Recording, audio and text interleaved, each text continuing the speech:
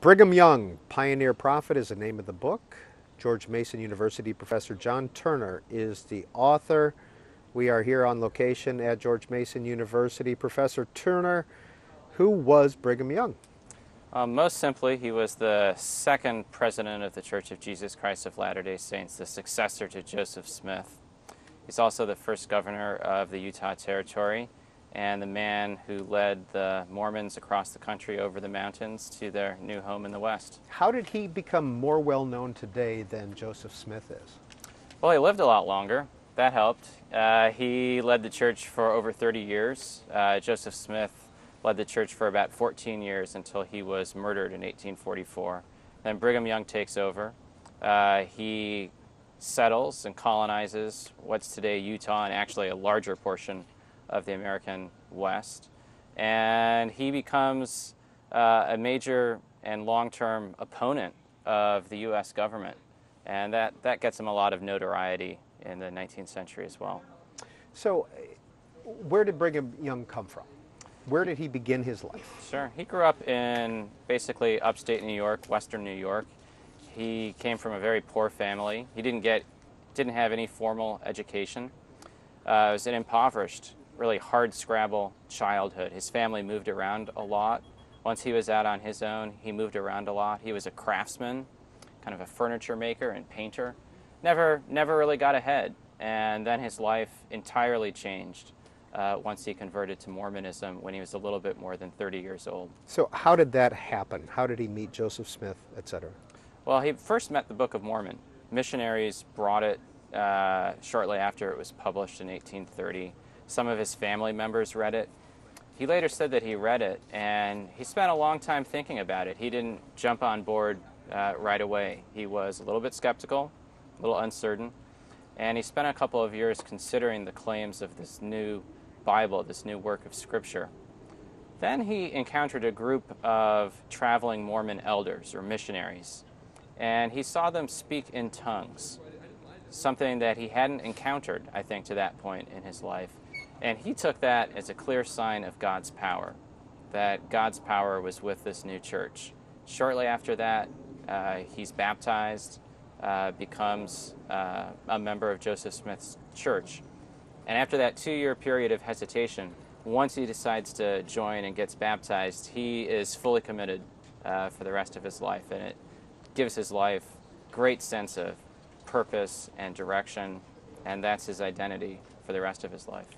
Where did the term Mormon come from? Sure. It comes from the Book of Mormon, which Joseph Smith claimed was an ancient record of a variety of peoples who had come to the New World, and that Jesus Christ had appeared to these people in the New World, that their descendants were the Native Americans, the Indians of that white Americans knew well in the early 1800s. So that's where the term came from.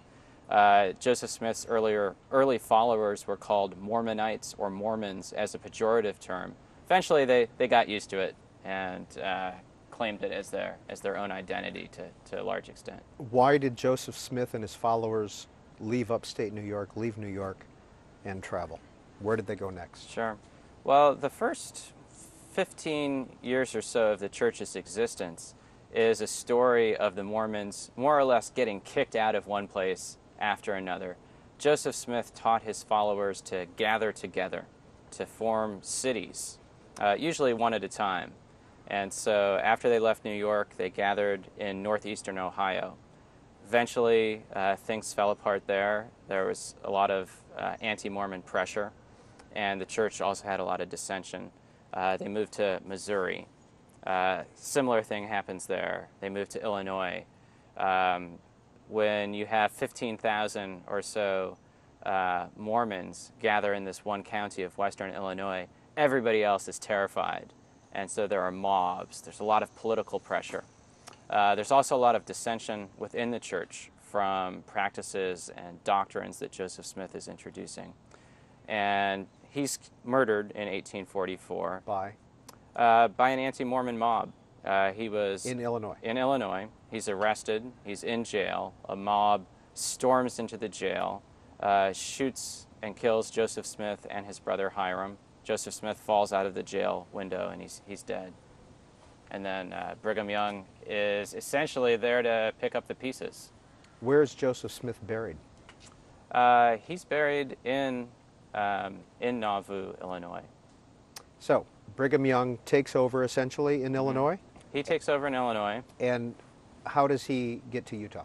Well, he gets to Utah because, once again, the Mormons are forced out. The death of Joseph Smith doesn't satisfy the political opponents of the church in Illinois. Within about another year, there are mobs that are burning Mormon homes. And under duress, Brigham Young agrees to leave. Kind of contemplates, do we fight back? Do we try to fight these mobs? But thinks ultimately they've got to go. At that point, John Turner, had the Mormon population become integrated at all into the Illinois life? Not really. The church had gathered there for about 5 years and were predominant in this one part of western Illinois. But it had been a pretty transitory existence for a lot of people. And so when they leave, Brigham Young leads them west. They go across the Iowa Territory, then spend some time on the banks of the Missouri River. And then in 1847, Brigham Young leads a group of a little bit more, about 150 pioneers that go over the mountains to the Salt Lake Valley. What happens when they come over the Wasatch? And isn't it the Wasatch Mountains that are Yeah, there? well, Brigham Young actually was incredibly sick at the time, so he didn't end up being among the first group that made it down to the valley. There's the traditional story is that Brigham Young looks down on the valley and says, "This is the place," and that's where the Mormons are going to settle. I actually did find he said, "This is the place," but I think maybe not until they got down into the valley and they were thinking about exactly where they should settle. And then he says, "This is the place. We don't need to go further. We don't need to go onto the West Coast or California." Did a city where Salt Lake is now exist at all when they came over the Wasatch Mountains? Not at all. There were a couple of white mountaineers, basically, in that region. And other than that, there were a variety of native tribes.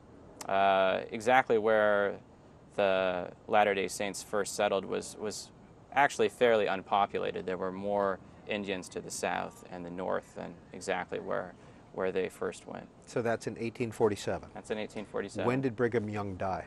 He dies in 1877. Those 30 years. Walk us through those 30 years. Sure.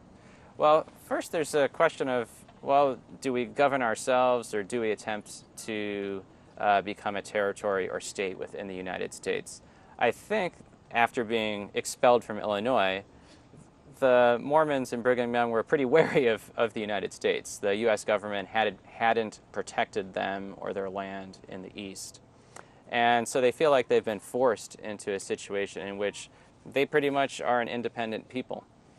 And in 1849, they create the state of Deseret.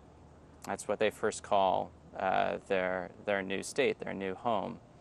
It's from a word in the Book of Mormon that means honeybee, the idea of being an industrious and cooperative people. Utah today is nicknamed the Beehive State. And I think Brigham Young hoped that Deseret's experience could be like that of California. Form a state government and then be let into the Union as a equal sovereign state. The U.S. government's not interested. The Mormons ask for a huge swath of territory in the Southwest. U.S. government doesn't want to give them that much land, doesn't like the word Deseret, doesn't really want to let a Mormon-controlled state into the Union. And so instead, the territory of Utah is created.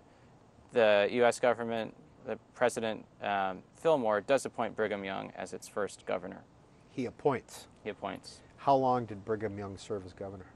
He served 6 years as governor. Was he head of the Mormon Church at the same time? Absolutely. And was there political infighting within the Mormon Church and Brigham Young? Did he have rivals? Not really. He saw to it that he did not have any significant rivals within the church, especially after they get to Utah. There are other people who put themselves forward as possible leaders after Joseph